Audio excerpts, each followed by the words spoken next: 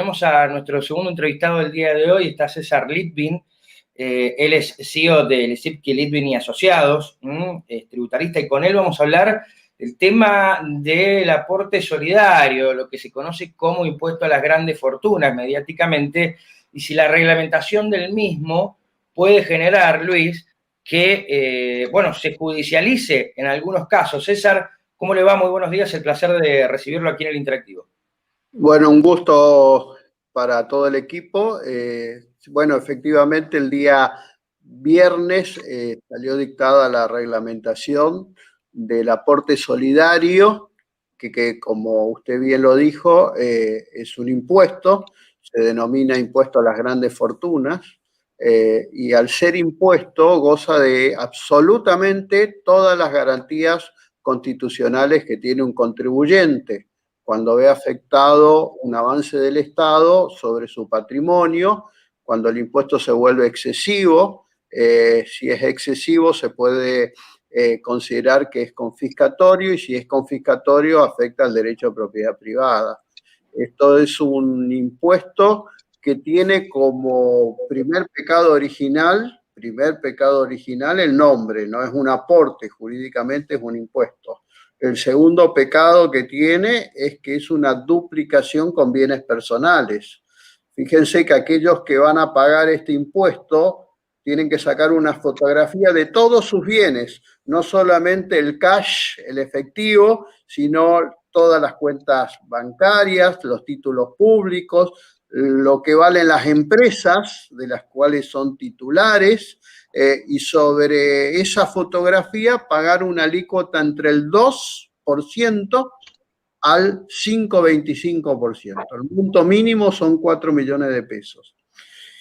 Y a los pocos días, el día 31 de diciembre, esos mismos contribuyentes van a sacar otra fotografía sobre esos bienes y van a pagar el impuesto sobre los bienes personales, que cuando nació también se lo llamó impuesto a la riqueza. Es un impuesto que tiene como alícuota inferior el 0,5% y alícuota superior el 2,25%. Fíjense que si sumamos los dos tributos que gravan los mismos bienes, vamos a llegar al absurdo de imponer impuestos sobre bienes al 7,5%. No existe en ninguna parte del mundo algo semejante, ¿sí? Con lo cual, digo, es un impuesto muy polémico, si bien no afecta a mucha gente, pero sí afecta, creo, a toda la población. ¿Por qué digo esto? Porque si bien son pocos los que tienen que pagarlo, creo que son más de 12.000, que son las versiones oficiales. Yo creo que el monto de los 200 millones de pesos, que es la frontera a partir del cual se empieza a pagar, teniendo en cuenta la valorización de las empresas y la valorización del dólar, va a dar mucho más contribuyente. Pero ¿por qué digo que afecta a todos? Porque yo creo que este impuesto va a traer más pobreza, porque desmotiva absolutamente la inversión, alienta la fuga de cerebros, la fuga de talentos, la fuga de fortunas que cambian de residencia, van a invertir en otros países, van a consumir en otros países, y en rigor de verdad, lo que hoy necesita la coyuntura argentina es crear empleo. Y el empleo se crea con inversión privada, el empleo genuino se crea con inversión privada.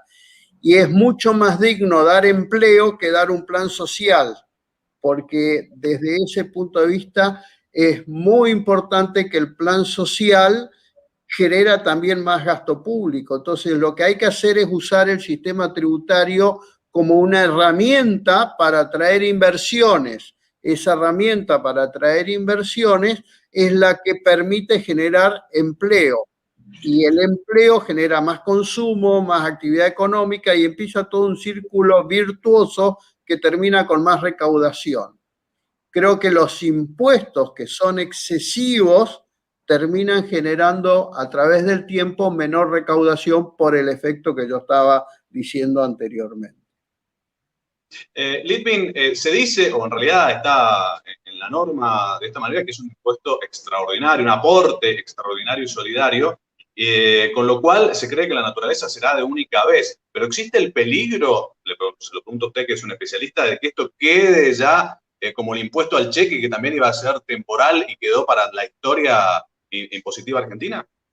Es probable que se respete lo que dice la ley, que es de emergencia y por única vez, pero la historia nos condena, porque puedo dar tres ejemplos muy rápido y muy sintéticos. Hoy está vigente un impuesto que se llama impuesto a las ganancias, que nació solamente para el periodo fiscal 1933, recuerden, 1933, sigue vigente, fue de emergencia por un año, siguió vigente. El impuesto al cheque nació en el año 2001, es un impuesto que grava no solo el cheque, sino los débitos y créditos, con lo cual era por un año en una situación de emergencia. Recuerdan la crisis económica del 2001. Bueno, ya ha cumplido la mayoría de edad este impuesto. Y el impuesto sobre los bienes personales se creó en el año 1991 por 9 años. 9 años. Se fue prorrogando, ya tiene más de 30.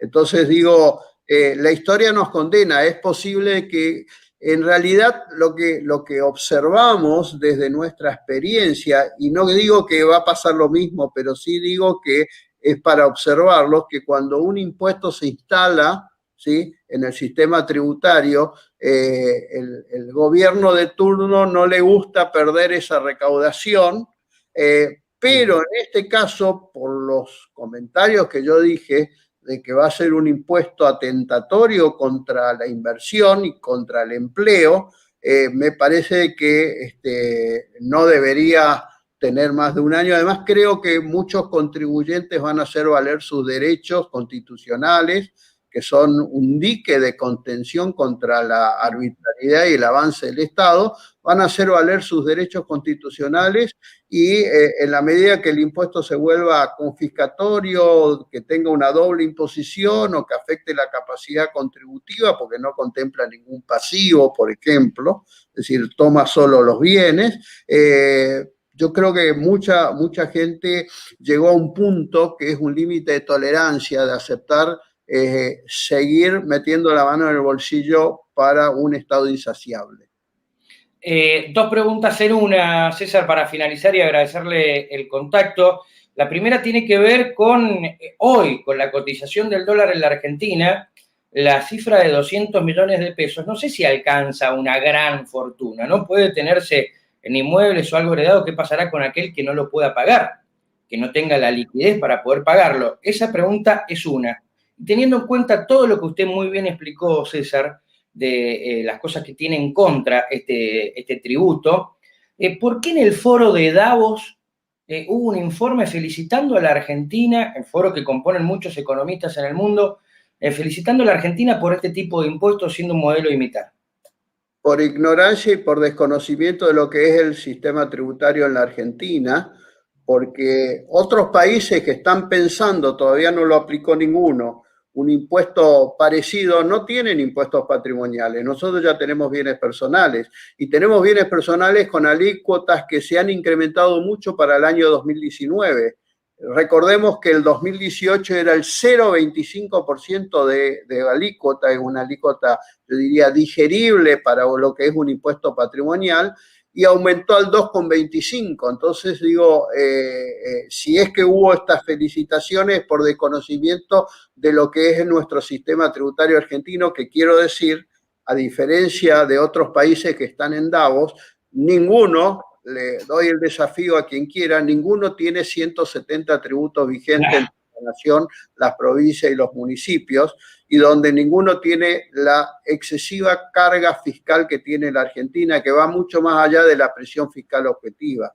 Lo que tiene la Argentina es una carga fiscal muy exorbitante sobre los que pagan impuestos habiendo tanta informalidad. Los pagadores de impuestos padecen una carga fiscal incomparable en el mundo. Bien, y por otro lado, ¿qué pasará con aquellos que no pueden pagarlo? Aquellos que no pueden pagarlo, bueno, si no quieren ir a un conflicto, a un litigio con el fisco, tendrán que o sacar un préstamo, que no está el mercado de capitales muy atractivo con las tasas de interés y con las condiciones que ponen, o vender parte de su patrimonio. Y ahí es donde se ve afectado el derecho de propiedad. Muy bien. César, le agradecemos mucho este contacto con el Interactivo. Ha sido muy claro a la hora de explicar beneficios y no de este nuevo tributo que se pagará por ahora por única vez y vamos a ver qué pasa y lo felicitamos por su colección de autos clásicos. Bueno, un gusto y un placer estar con ustedes. Que tengan muy buenos días. Bueno, ahí estaba César Litvin charlando con nosotros, Luis. Me parece que fue muy claro a la hora de explicar bondades y no tales de este tributo.